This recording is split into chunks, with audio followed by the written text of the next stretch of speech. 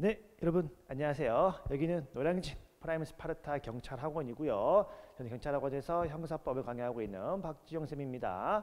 자, 오늘은 여러분들이 생활 속에서 생활 법률을 조금 배우는데 그치는 것이 아니라 여기는 수험가이기 때문에 더 나아가서 이 생활 속 법률이 우리 시험 문제에 어떻게 나오는지까지를 한번 검토를 같이 해보는 시간을 갖도록 하겠습니다.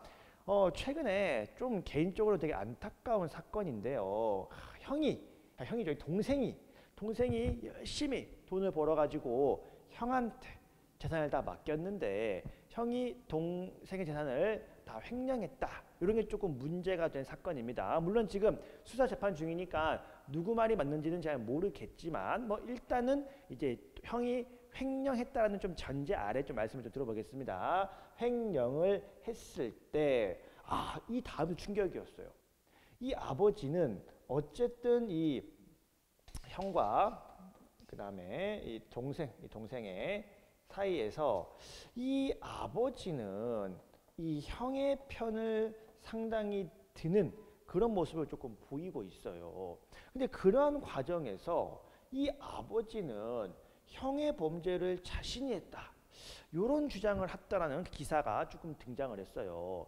그랬을 때 왜 이 아버지는 형의 범죄를 자신이 했다고 주장했을지를 한번 우리가 법리적으로 검토해 보도록 하겠습니다. 자, 이것 때문이에요.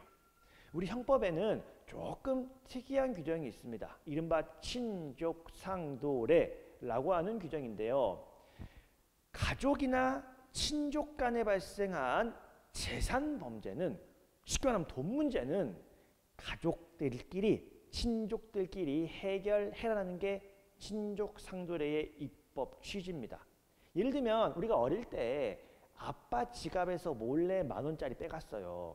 절도긴 하거든요. 근데 그거를 수사기관이 와서 수사해서 처벌하지는 말고 아빠가 아들을 교육하면 되는 거지. 거기까지 굳이 우리가 형법이 딱 들어가가지고 처벌하는 것은 바람직하지 않다. 거기에 좀 입법 취지가 있는 거죠. 자, 조금 더 우리 법조문을 구체적으로 살펴보면, 자, 여러분 직계혈족. 제가 뭐 지금 이 시간에 이 막 친족과 이 범위를 막 자세히 보진 않을 건데, 직계혈족은 간단하게 우리 부모님이 계시고요. 우리 부모님께서 나를 출생을 시키잖아요. 그러면 이 부모 자식 간의 관계가 직계혈족 관계예요. 세상에서 제일 가까운 사이죠. 그 사이. 그 다음에 배우자, 나를 기준으로 나의 배우자 역시 가장 가까운 사이입니다. 자, 요렇게처럼 아주 가까운 사이. 아니면 동거하는 친족. 친족은 우리 친가 쪽의 친족, 외가 쪽의 친족 이렇게 있잖아요. 이런 친족은 사실 다 없이 친한 건 아니야. 그런데 같이 살 정도로 가까운 친족. 아니면 동거하는 가족, 우리 이제 부모님께서 이제 나의 형제자매를 낳으실 텐데, 나의 형제자매를 낳을 때 이제 이분들이 이제 우리 가족이 됩니다. 근데 이 가족도 나중에 우리 누나가 결혼해서 나가기 전까지는 동거하겠지만 결혼하고 나가면 동거하지 않거든요. 그러면 동거할 정도로 가까운 이런 동거 가족 사이에서는 일정한 300년 이제 원래사 방해죄인데 이거를 포함한 이런저런 재산 범죄들에 대해서라고 통칭 생각하시면 돼요. 재산 범죄를 범했을 때 그 형을 무조건 면제하도록 되어 있어요. 즉 방금 부모 자식 간에 만약에 범죄의 가해자와 피해자가 직계혈족과 같은 아버지와 아들 사이에 횡령 범죄라면 설령 범죄가 인정된다 할지라도 무조건 형이 면제되도록 되어 있어요. 그러니까 아버님께서 죄를 뒤집어 쓴다고 해도 실제로 처벌을 안 받는 거죠. 반면에 그 이외의 친족이에요. 그 이외의 친족이면 예를 들면 여기서는 동거하는 가족인데 동거를 하지 않는 가족. 그러니까 아까 처음에 형과 동생인데 따로 살 거 아니에요. 자, 요런 사이는 뭐라고 되어 있냐면 고소가 있으면 공소를 제기할 수 있대요. 즉 형과 동생 사이인데 서로 동거하지 않을 사이면 이거는 무조건 형이 면제가 됐는데 이 경우에는 고소를 하면 처벌의 가능성이 생깁니다. 당연히 지금 상당히 사이가 좀 안 좋으니까 당연히 동생 형을 고소를 했고 형은 그대로 처벌받을 수 있는 거죠. 자, 그럼 정리하면 형은 고소하면 처벌이 돼요.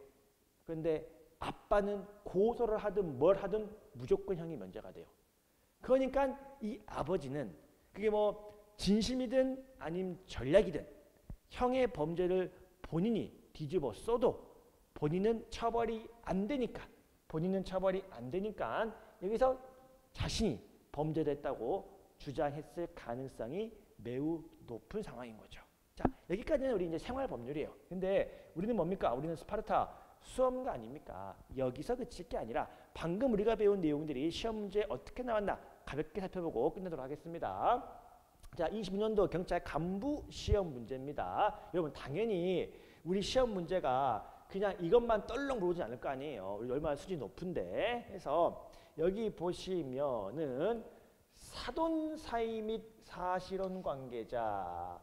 자, 이 사람들이 우리가 이제 친족이거나 직계 혈족이거나 배우자거나 가족이거나 이래야 되는데 이게 지금 뭐 우리 5분 영상이니까 제가 친족 설명은 자세히 안 드릴 텐데 과거에는 이 사돈이 친족의 범위에 들어왔었으나 지금 민법상 사돈, 배우자, 혈족의 배우자의 혈족은 친족이 아니기 때문에 친족이 아니면 친족 상돌의 적용이 안 됩니다. 친족이 돼야 친족 상도 적용이 될 것이고요. 또 사실은 법적인 배우자가 아니라 동거는 하지만 혼인의 실체는 있지만 혼인 신고를 하지 않은 사실혼은 우리 배우자가 아니기 때문에 법적인 배우자 아니기 때문에 친족 상돌에 적용 안 될 것이고요. 그러니까 받지 아니한다 맞는 선제가 될 겁니다. 자, 그 다음에 이거 뭐 따라하나요? 동거하지 않는 형제. 우리 방금 그 사안 아니에요. 자, 동거하는 사이에서 재물을 강취했대. 강도를 했대요. 했을 때 그 형이 면제된다. 이래저래 다 틀렸네요. 일단 앞에서 보시면 동거하지 않는 친족은 친고죄잖아요. 그러니까 일단 형이 면제된다도 틀렸는데 사실 더 틀린 게 있어요.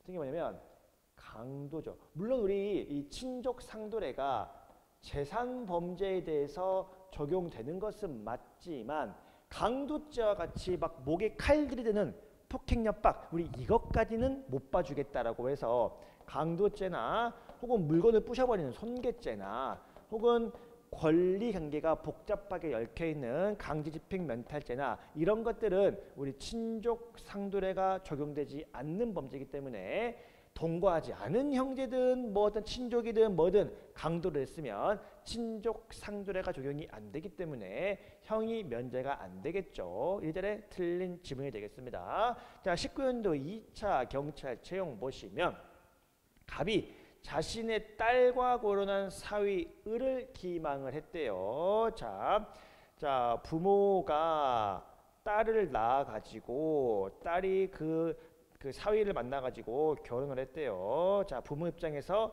혈족의 배우자인데 이 혈족의 배우자는 우리가 친족이라고 봐줍니다. 이건 조금 전문적인 내용이니까 혈족의 배우자는 친족이라고 봐주기 때문에 친족과는 사기죄를 범해도 친족 상도례가 적용이 돼가지고 동거 여부에 따라서 뭐 면제가 되거나 친고죄가 될 텐데 어쨌거나 친족 상도례는 적용이 됩니다. 적용이 되니까 적용되지 않는다.